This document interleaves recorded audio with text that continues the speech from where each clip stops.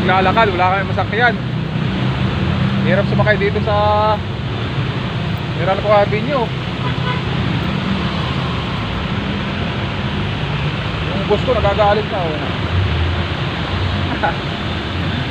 Wala kayong masakyan eh. Naglalakad kami dito sa Meralco Avenue, ah. Traffic pa naman. Hindi na gumagalaw. 4:30 kami natapos doon sa nilalakad namin.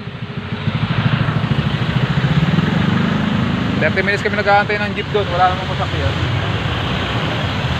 Ginawa namin, maglalakad na lang kami papunta doon sa Ortigas Avenue. Traffic. Dulas.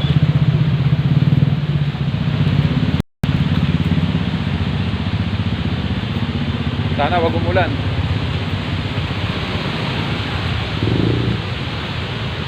Magutom na, no? Oo nga. Nakapanood kami yung busy, ah. Busy yan. Sabihin mo nasa ano ka. Dito ka sa ano.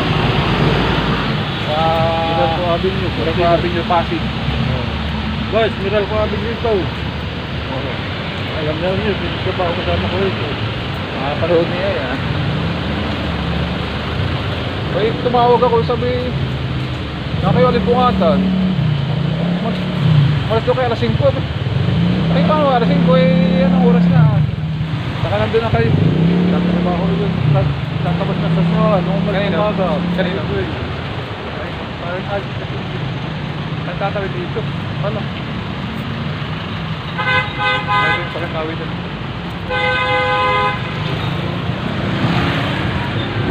Kami naglakad. Taray.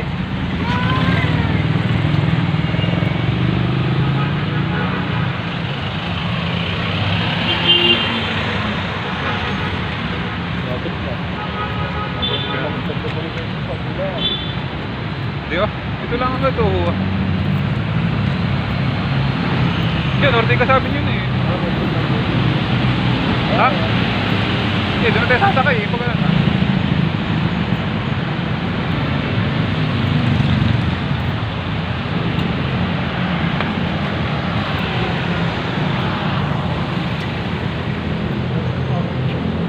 Ano, Meralco Avenue.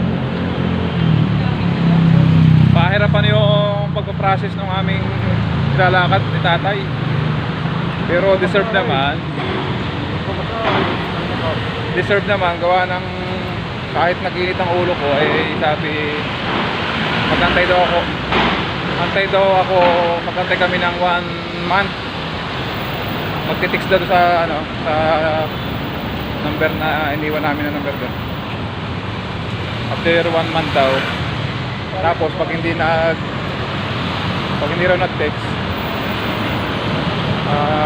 puntahan ko, malapit lang naman eh, sasakay lang naman. Alin? Oo nga eh.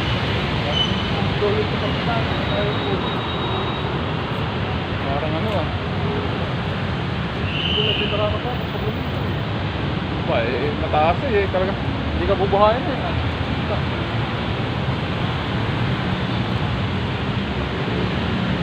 Tatay o lalakad. Maraming masakyan ay mahirap. Tatay ka. Yan eh.